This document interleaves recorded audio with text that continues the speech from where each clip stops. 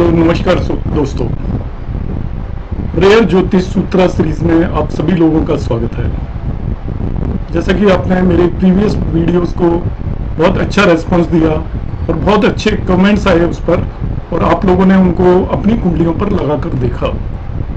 Comments आपके positive और negative जो भी आ रहे हैं सभी का स्वागत है। बस एक रिक्वेस्ट है कि आप कंस्ट्रक्टिव यदि कोई भी कमेंट देंगे तो बेहतर रहेगा।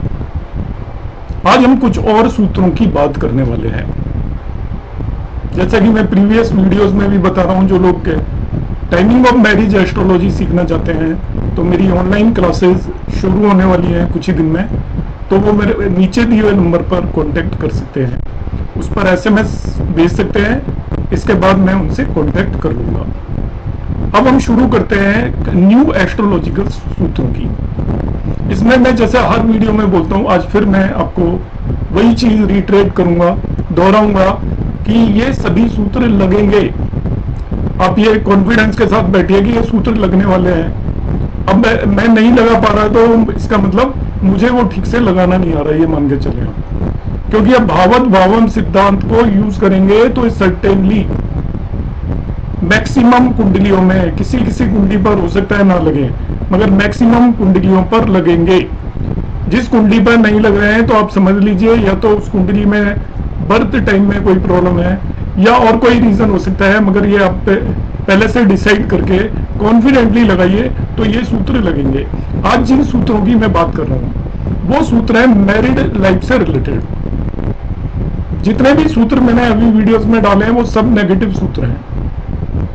इस भाव का बुरा होगा, उस भाव का बुरा होगा, उस लॉर्ड का बुरा होगा, ऐसा ही मैंने सभी में कहा है। तो मेरे पास एक कमेंट आया और डायरेक्टली फोन आया, बल्कि एक कोई एस्ट्रोलॉजर है, कि आप नेगेटिव सूत्र बता रहे हैं, पॉजिटिव सूत्र क्यों नहीं बता रहे। उसका मैं आपको रीजन बता रहा हूँ कि एस्ट्रोलॉजर्स के पास जितने भी लोग आते हैं वो कोई भी बहुत हैप्पी पर्सन तो आएगा नहीं। ऐसा कोई आदमी नहीं आएगा जो कहेगा मेरे पास बहुत करोड़ों रुपए आ रहे हैं, आप कोई ऐसा रास्ता बताओ कि नहीं आए वो। या कोई ऐसा आएगा कि मैं बहुत हैप्पी हूं और मुझे दुख चाहिए, ऐसा पर्सन नहीं आएगा। हमारे पास जो भी लोग आते हैं वो अपनी प्रॉब्लम्स को लेकर आते हैं। जैसे डॉक्टर के पास कोई भी पर्सन जाएगा तो एस्ट्रोलॉजर भी एक तरीके का एडवाइजर है, डॉक्टर है। तो जो भी लोग आएंगे वो परेशानियों को लेकर आएंगे। अब हम उसकी कुंडली में उन परेशानियों को ढूंढना ही नहीं आता तो हम उसे क्या बताएंगे। जो नॉर्मल एस्ट्रोलॉजिकल वेज हैं उनसे आप बहुत ज्यादा प्रेडिक्शन नहीं दे सकते, बहुत ज्यादा चीजों को पता नहीं लग सकता जब तक कि हम इन गूढ़ सूत्रों को अप्लाई ना करें। और ये गूढ़ सूत्र एक चेन के थ्रू आते हैं। लंबे समय की जो रिसर्च होती है उसके बेस पर पीढ़ी दर पीढ़ी वो आगे बढ़कर चले आते हैं और वो किसी एक नॉलेजेबल पर्सन के पास आते हैं, वो उन्हें एक जगह पर इकट्ठा करके लोगों को बताने की कोशिश करता है, कोई बुक्स लिखता है और इस तरीके से। और ऐसे ही मैं भी कहीं न कहीं से ढूंढकर आपके सामने इन्हें प्रस्तुत कर रहा हूं। इनमें से कोई भी सूत्र मेरा क्रिएटेड नहीं है, सदियों से चले आ रहे हैं, मगर इनको कुंडलियों पर मैंने लगाया है। तो प्रस्तावना अब काफी हो जाती है। अब मैं शुरू करता हूं मैरिड लाइफ से रिलेटेड सूत्रों की, कि मैरिज में क्यों प्रॉब्लम आती है और किन किन कुंडलियों में मैरिज में प्रॉब्लम आएगी ही आएगी, ऐसे सूत्र मैं बताने वाला हूं। तो दोस्तों 3 कुंडलियों की मैं बात करूंगा यहाँ पे। मैरिज से रिलेटेड सूत्रों की बात कर रहा हूं तो 3 कुंडलियों की बात करूंगा यहाँ पर मैं।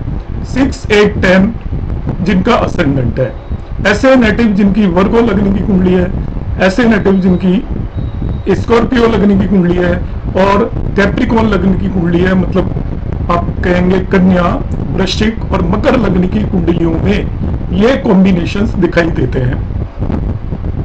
कन्या लग्न या वर्गो असेंडेंट की कुंडली में जिसका लग्न में 6 साइन हो, उसका सप्तमेश गुरु हो जाता है। और सप्तमेश यदि गुरु उसके 11वें भाव में जाकर बैठ जाए तो वो उच्च का होगा ही होगा।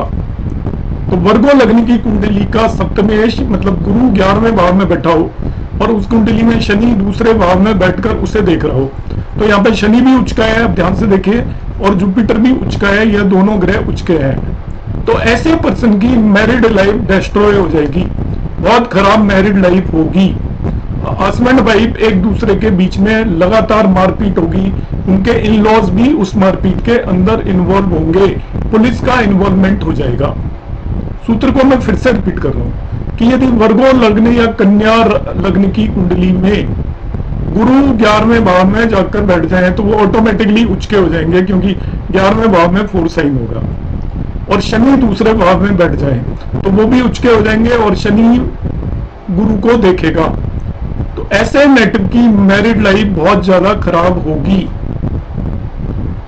वो एक दूसरे के हस्बैंड वाइफ के बीच में वायलेंस होगी, एक दूसरे के साथ मारपीट होगी। एक और चीज है इसमें, जो ऐसे पर्सन के जो फादर हैं, आप देखना कुंडलियों में लगाकर, वो आर्म फोर्सेस पुलिस से रिलेटेड किसी डिपार्टमेंट में काम करेंगे, या तो उनका जॉब होगा आर्मी के अंदर होगा, पुलिस के अंदर होगा, या आज के समय में आप डीआरडीओ बोल सकते हो, डिफेंस के किसी और डिपार्टमेंट में बोल सकते हो, एमईएस में, ऐसे ही पुलिस से रिलेटेड किसी और डिपार्टमेंट में बोल सकते हो, एनफोर्समेंट एजेंसीज के अंदर वो काम करेगा या उनसे रिलेटेड काम होगा उसका। यदि कोई शॉप भी कर रहा है तो उसमें प्रोडक्ट वो होंगे जो इनसे रिलेटेड बिकते होंगे। कोई स्कूल में भी यदि वो टीचर है तो वो डिफेंस फोर्सेस के स्कूल में टीचर होगा, या ऐसे स्कूल में होगा जिसमें डिफेंस फोर्सेस के स्टूडेंट्स पढ़ते हो। तो वर्गो लगने की कुंडली के लिए ये कॉम्बिनेशन, इसको आप कुंडली में लगाकर देखें। दूसरा मैं कॉम्बिनेशन यहाँ पर बताऊंगा स्कॉर्पियो वृश्चिक लगने की कुंडली के लिए, ये भी इसके सब 7th लॉर्ड से रिलेटेड है। वृश्चिक लगने की कुंडली के केस में 7th लॉर्ड होता है वीनस, शुक्र। यदि वो 3 साइन के अंदर 3rd हाउस के अंदर जाकर बढ़ जाए, मकर राशि के अंदर, वर्गो वृश्चिक लगने की कुंडली के लिए 7th लॉर्ड सप्तमेश शुक्र यदि 3रे भाव में जाकर बैठ जाए और उसकी नीच की राशि यहाँ पर 11वें भाव में आ गई, नीच की राशि 11वें भाव में, वो खुद 3रे भाव के अंदर जाकर बैठ गया, तो ऐसे पर्सन की भी मैरिड लाइफ डिस्ट्रॉय हो जाती है और उसकी एक से ज्यादा मैरिज होगी, दोबारा से मैरिज होगी। ये कॉम्बिनेशन है in Scorpio ascendant, Venus is situated in 3rd house in Capricorn sign और in 11th house in Virgo sign. 11वें भाव में जाकर बैठ जाए वो, मतलब 3रे या 11वें भाव के अंदर जाकर बैठ जाए। दोनों 3रे, एक बैकवर्ड डायरेक्शन में 3रा है, एक फॉरवर्ड डायरेक्शन में 3रा है। तो देखिए यहाँ पर 3रे यदि वो 11वें भाव में जाकर बैठ गया तो नीच का हो जाएगा, 7th लॉर्ड भी नीच का हो गया और शुक्र भी नीच का हो गया आपका। तो 6 साइन में यदि वो नीच का होकर बैठ गया तो the married life of the native is destroyed and he और she will have to get married twice. ये पाराशरी का भी सूत्र है।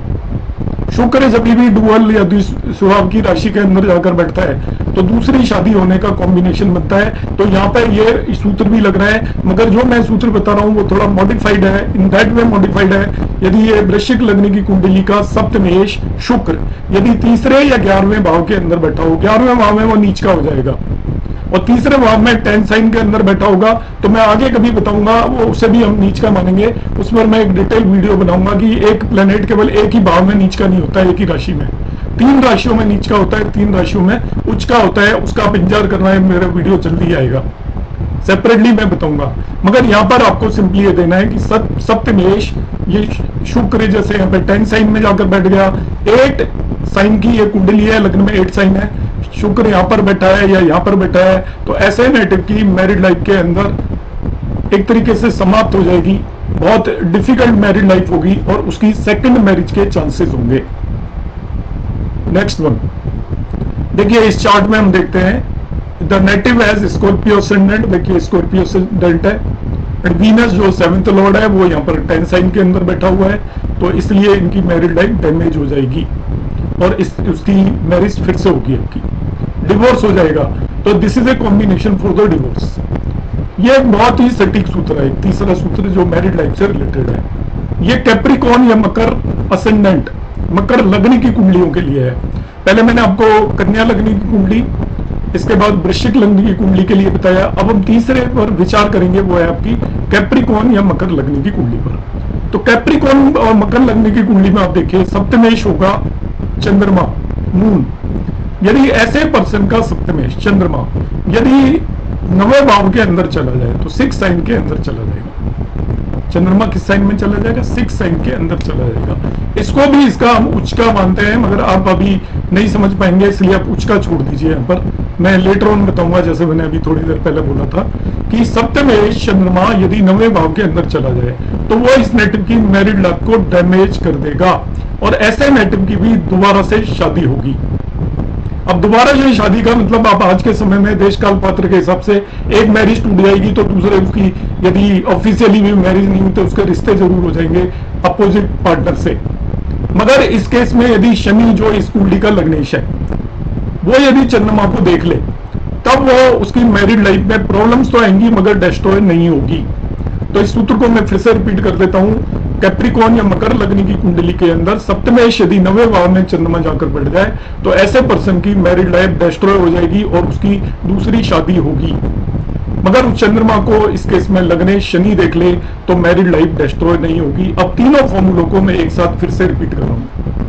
पहला मैंने कन्या लग्नी की कुंडली बोली थी, तो कन्या लग्नी की कुंडली के केस में सप्तमेश यदि गुरु यदि 11वें भाव में हो और शनि दूसरे भाव में जाकर बैठ जाए तो ऐसे पर्सन की मैरिड लाइफ के अंदर मैंने बताया था कि आपकी प्रॉब्लम्स अराइज होगी।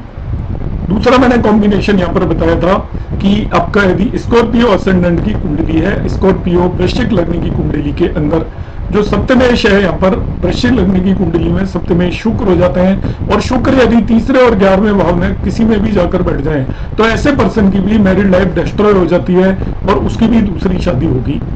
इसी तरीके से यदि मकर लग्न की कुंडली का सप्तमेश यदि 9वें भाव में जाकर बैठ जाए, 9th हाउस के अंदर जाकर बैठ जाए तो मैरिड लाइफ डिस्ट्रॉय होगी और उसकी दूसरी शादी होगी। मगर उसे सैटर्न एस्पेक्ट कर लेगा तो फिर वो मैरिड लाइफ डिस्ट्रॉय नहीं होगी। इस तरीके से हम इस कॉम्बिनेशन को देखेंगे। तो ये 3 कॉम्बिनेशन हमने आप आज बताए आपको, इन्हें आप अपनी कुंडलियों पर लगाएं। आपके पास जो भी लोग लेकर आ रहे हैं उन कुंडलियों पर लगाएं, क्योंकि ये बहुत रेयर कॉम्बिनेशन है, हर एक की कुंडलियों पर नहीं लगेंगे।